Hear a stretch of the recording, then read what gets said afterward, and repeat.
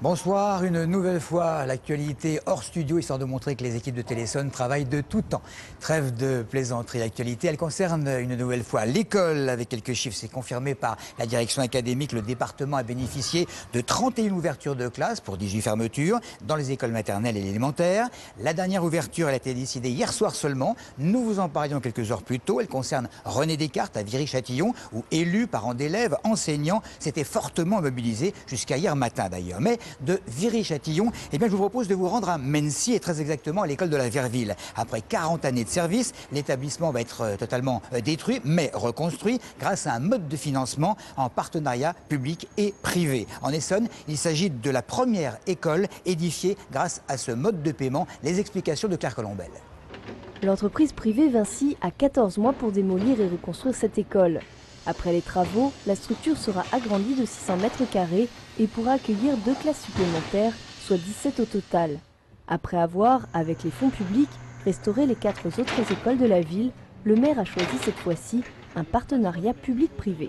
On a été amené à le choisir non pas tant pour le financement mais que pour des délais de réalisation d'une part, parce que le montage technique sur un chantier qui est extrêmement contraint puisqu'on a moins de 15 mois pour le réaliser nous garantit des délais de livraison extrêmement serrés. Concernant le financement privé, quand on met l'ensemble des coûts bout à bout, on s'aperçoit qu'on est sur des coûts qui ne sont pas supérieurs et même légèrement inférieurs à ce qu'aurait été un coût en financement public porté par la mairie.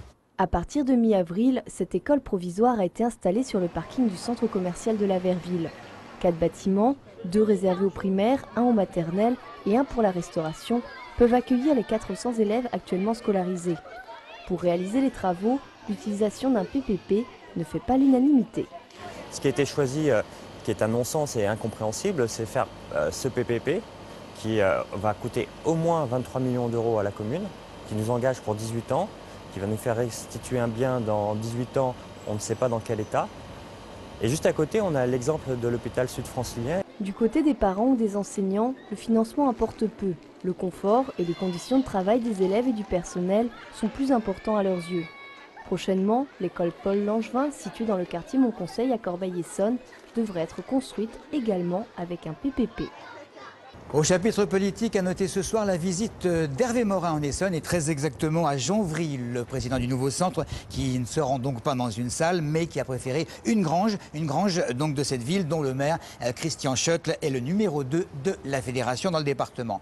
Quelque chose à présent qui alimente bon nombre de conversations en Essonne, mais partout ailleurs, le contenu du fameux projet de loi instaurant le mariage pour tous. Dans le journal La Croix d'aujourd'hui, la garde des Sceaux a en effet confirmé que les couples de même sexe pourront adopter ensemble un enfant comme les couples hétérosexuels. Voici quelques avis sur la question d'un panel d'Essonniens.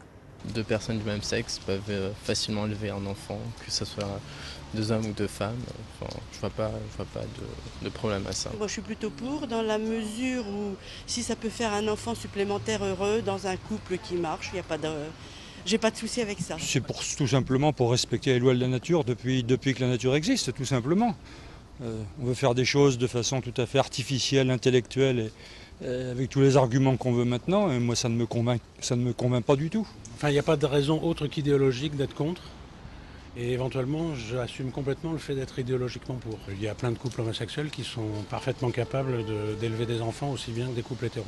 Je pense que c'est bien, mais d'un côté je suis un peu contre parce que je pense que pour l'équilibre d'un enfant, c'est bien d'avoir une présence paternelle et une présence maternelle. François Lamy à Palaiseau hier, le ministre de la Ville dans son ancien fief pour présenter le fameux projet d'écoquartier Camille Claudel, un quartier de 22 hectares, je vous le rappelle, qui regroupera 2000 logements accompagnés de 4000 mètres carrés de commerce et d'équipements publics. Ce devrait être le plus grand écoquartier de France et il sortira de terre d'ici 3 ans. La réunion publique de présentation s'effectuera après-demain jeudi à 20h30 très exactement à la salle des fêtes de la ville. Balancer un bout de papier ou une canette par la vitre de sa voiture, c'est en principe interdit ou disons peu recommandé. Mais à Saint-Germain-les-Corbeilles, on a innové puisque depuis peu, les automobilistes ont la possibilité de jeter leurs déchets sans sortir de leur voiture. Bon, il faut évidemment viser, comme Pierre Opitz a pu le constater. Enfin, le moment décisif, la dernière ligne droite qui fera peut-être de vous le Tony Parker de la propreté. Arrêtés au feu rouge de l'avenue Charles de Gaulle à Saint-Germain-les-Corbeilles, les automobilistes peuvent jeter leurs déchets dans la poubelle sans sortir de leur véhicule. Un dispositif ludique qui a le mérite d'interpeller les conducteurs. Allez au top, quand t'as besoin de jeter, comme ça au moins ça récupère, ça tombe pas par terre. Plus large, le haut, pour qu'on puisse jeter sans être un basketteur. Je vois ça pour la première fois, bon voilà quoi. Bien sûr. La poubelle drive, c'est le nom de cette expérimentation cocasse mise au point par la mairie. Mais ne vous méprenez pas, cette nouveauté répond avant tout à la volonté de maintenir la propreté sur la commune.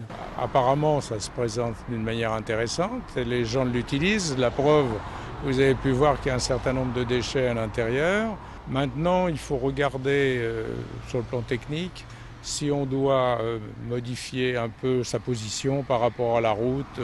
Un bilan sera donc fait à la fin de l'été pour savoir si ce dispositif mérite d'être reconduit, voire multiplié. Alors simple amateur ou véritable adepte, à vous de jouer. Les facteurs de Bièvre, d'Igny et de Palaiseau qui avaient déposé un préavis de grève, on en parlait hier, illimité, ont repris le travail. Ils regrettent un manque d'effectifs et l'absence, selon eux, de communication avec leur direction. Audrey Coll a obtenu quelques précisions. En ce qui concerne le manque d'emploi, donc la lutte elle continue quand même, même s'ils ont repris le travail. Bon, faut savoir que faire des mouvements de grève longue durée avec les salaires qu'on a, c'est pas toujours facile. On aura d'autres moyens de réagir, notamment pour les sanctions. Ça, de toute façon, on fera appel au juridique, puisque il y a quand même 4 agents qui ont été sanctionnés sur la notion de flexibilité ou d'organisation de travail l'été. Une section sport-études rugby avec des filles, une première en Ile-de-France, ça se passe à Brétigny, au lycée Jean-Pierre Timbaud. Les filles sont pensionnaires et réintègrent leur club, leurs différents clubs, le week-end. Claire Colombel. 7h, jeudi 6 septembre, ces 28 jeunes, 14 filles et 14 garçons, commencent leur nouvelle année scolaire en filière sport-études rugby. Sélectionnés pour leur performance, ces collégiens et lycéens intègrent cette spécialité créée pour la rentrée. Le proviseur du lycée Jean-Pierre Timbaud a mené le projet avec le comité régional de rugby. On accueille une section sportive scolaire football, c'est un partenariat avec le club de Brétigny, et un pôle espoir judo. Donc on est sur les sportifs de haut niveau régional, avec le comité Île-de-France de judo. Donc on avait déjà cette dimension sportive dans l'établissement. Avant, ces jeunes jonglaient entre les cours et le sport. Cette année, tout est organisé. Préparation physique ou entraînement à 8h moins le quart, cours, puis encore un peu de sport en fin de journée ou le mercredi après-midi. Une chance pour ces jeunes espoirs. Au départ, je voulais aller à la Canale, qui est la section au-dessus, et comme je me suis blessé justement, donc j'ai pas été pris. Et il y a Brétigny qui a ouvert et qui m'a proposé une place, donc je me suis dit que ça pouvait quand même m'aider à progresser dans le rugby. On essaye d'optimiser au mieux leur qualité, donc leurs ressources physiques, leurs ressources techniques, mentales, tactiques, et bien sûr au niveau scolaire aussi. On essaye de faire en sorte d'aménager le mieux possible pour qu'ils aient justement ce double projet, même triple projet. On pourrait parler de projet scolaire, projet rugbystique et projet de vie aussi, pour les amener justement, alors peut-être pas forcément être professionnels, mais les atteindre leur meilleur niveau. À la rentrée prochaine, 55 élèves devraient bénéficier de cette filière sport-études. 30 garçons, 22 filles et 3 arbitres. Fin de cette édition. Merci de votre attention.